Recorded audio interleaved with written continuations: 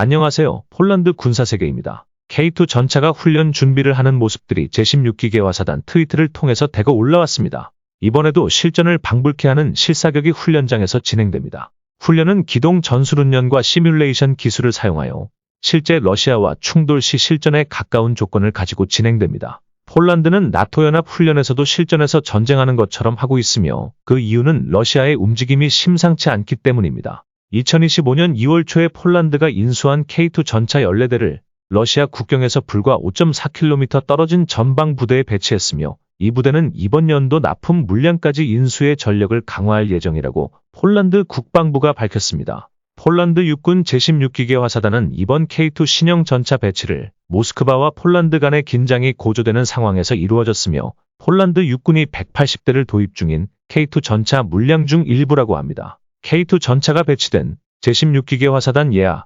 제국이감여단은 칼리닝그라드 국경에 접한 최전방 부대이며 폴란드군에서도 최정예 부대로 평가되던 부대입니다. 제국이감여단은 PT-91 전차를 운영했지만 이제는 K2 전차를 인수하여 전력을 크게 강화했습니다. K2 전차는 여러 면에서 현재 나토 회원국들이 보유한 그 어떤 전차보다도 뛰어난 전차입니다. 이번 실사격 훈련에서는 폴란드에 도착한 지 한 달도 안 된 K2 전차 14대도 포함되었습니다. 이토록 폴란드가 군비 증강에 목매는 것은 러시아가 우크라이나 전쟁을 사실상 승리함으로써 다음 목표 국가가 다름 아니 폴란드와 에스토니아이기 때문입니다.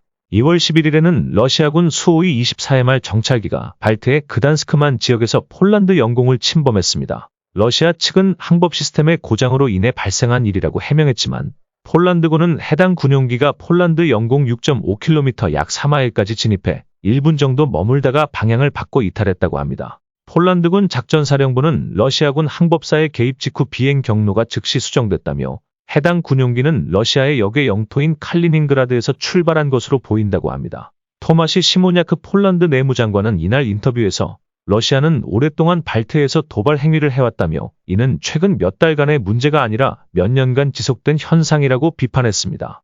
이어 우리 시스템이 즉각 이 항공기를 탐지했고 침범 사실이 전달되자 곧바로 영공을 이탈했다는 점이 중요하다고 강조했습니다. 미국도 이제는 우크라이나보다 폴란드에 힘을 실어주는 모습입니다. 우크라이나 종전을 둘러싼 긴장에도 불구하고 도널드 트럼프 미국 대통령은 폴란드에 주둔한 미군을 유지할 것이라고 합니다. 트럼프 대통령이 지난 22일 미국 메릴랜드 옥슨힐에서 열린 미 보수정치행동회의 연례 행사장에서 안제이 두다 폴란드 대통령을 만난 후 이 같은 방침을 내비쳤다고 전했습니다. 트럼프 대통령은 이 자리에서 폴란드의 국방비 증액 약속을 높이 평가하면서 양국 간의 긴밀한 동맹을 재확인했다고 미 백악관은 소셜미디어 X에서 밝혔습니다. 폴란드는 올해 유럽에서 가장 높은 수준인 국내 총생산 GDP의 4.7%를 국방비에 편성했습니다. 트럼프 대통령은 북대서양조약기구 나토의 방위비 지출이 미국에 지나치게 의존해 온 점을 문제 삼으면서 유럽 국가들이 국방비 지출을 GDP의 5%까지 늘려야 한다고 압박하고 있습니다. 두다 대통령은 트럼프 대통령과의 회동과 관련해 기자들의 질문에 폴란드 주둔 미군이 줄어들 것으로 우려하지 않는다며 오히려 미군 주둔이 강화될 것으로 여겨진다고 말했습니다.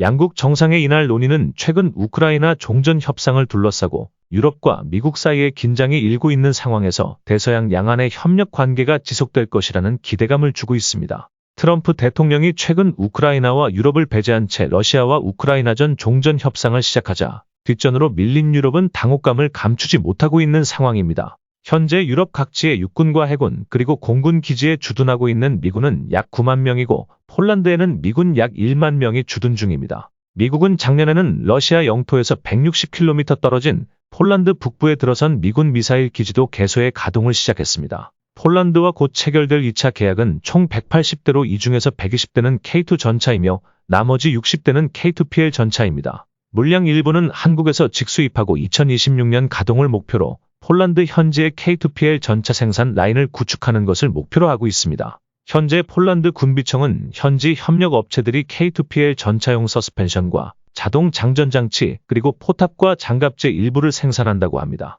올해 말까지 전차 장비와 주포 생산 라인도 완공해서 2026년부터는 K2PL 전차를 생산하게 됩니다. 문제는 가격입니다. 한국에서 수출되고 있는 K2 전차의 가격은 250억 원인데 폴란드 현지에서 생산되는 K2PL 가격이 무려 625억 원입니다. 이 같은 비정상적인 가격 폭등은 폴란드 방산 기업 PGG 그룹에서 요구하는 과도한 국산화로 인하여 부품 가격 상승과 현지 생산을 위한 설비 투자 비용이 모두 반영되었기 때문입니다. 이 때문에 폴란드 정부는 K2 전차 2차 도입 계약이 지연되고 있다고 합니다. 한국이 내세우는 가격 대비 성능 부분에서 독일 전차와 차이가 없다면 굳이 한국 전차를 도입할 이유가 없기 때문입니다. 폴란드의 K2 전차를 대규모로 수출한 데 이어서 다른 동유럽 국가들에게도 K2 전차를 수출할 가능성이 커지고 있습니다. 한때 상상조차 하기 어려웠던 성과로 한국 방산이 세계 시장에서 확실히 자리 잡고 있다는 의미입니다. 지난해 현대로템은 창사 이래 최대 실적을 올렸으며 영업이익은 2배 이상 증가한 4,566억 원이고 매출은 사상 처음 4조 원을 돌파했습니다.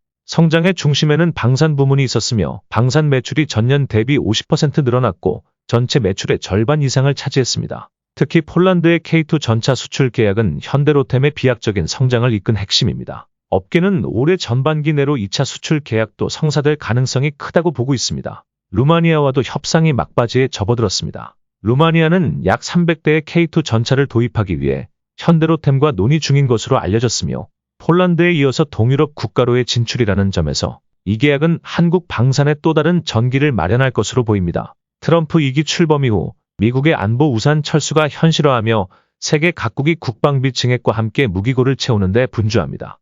도널드 트럼프 미국 대통령이 유럽을 향해 자력으로 안보를 책임지라고 압박하는 가운데 러시아 우크라이나 전쟁의 종전 협상에서도 패싱되자 유럽 각국은 발등에 불이 떨어졌습니다. 유럽이 허겁지겁 안보 홀로서기에 나선 상황에서 가격 납기 품질 후속 서비스 등 모든 영역에서 경쟁 우위에 있는 K방산의 수혜로 기대감이 커지고 있습니다. 가성비와 준수한 성능 그리고 정확한 납기 능력을 갖춘 한국 무기는 주변국 안보 위협이 높은 국가들에게 최고의 선택지 중 하나입니다. 방산 역량 강화가 시급한 국가들을 위한 진정한 파트너로서 K방산은 매우 매력적인 대안이라는 것이 전 세계의 공통된 인식으로 자리 잡고 있습니다. 조태열 외교부 장관은 3월 4일부터 8일까지 폴란드를 방문합니다. 한국과 폴란드가 전례 없는 규모로 방산 협력을 진행하고 있는 가운데 조 장관의 방문으로 K2 전차 2차 이행 계약에도 속도가 붙을 걸로 보입니다. 외교부에 따르면 조 장관은 라도스와프 시코르스키 폴란드 외교부 장관 초청으로 폴란드를 공식 방문해 한국과 폴란드 외교장관회담을 개최합니다. 외교부 장관이 폴란드를 방문한 것은 18년 만입니다. 조 장관은 방문 기간에 안제이 두다 폴란드 대통령도 예방하고 민스크 마조비에츠키 공군기지 시찰과 현지 기업인 간담회 등의 일정도 수행합니다. 양국 장관은 이번 회담에서 방산과 에너지 그리고 인프라 등 핵심 분야를 중심으로 전략적 동반자 관계의 발전 방향을 협의할 예정입니다. 이와 함께 한반도 정세와 우크라이나 전쟁 등 주요 지역 및 국제 사안에 대한 의견을 교환한다는 계획입니다. 양국은 2022년 442억 달러 규모의 대규모 방산 총괄 계약 후 이행을 위한 계약을 순차적으로 진행하고 있으며 외교부는 계약의 원활한 진행을 위해 전방위적인 지원을 다하고 있다며 방위사업청 대표단도 함께 동행할 예정입니다.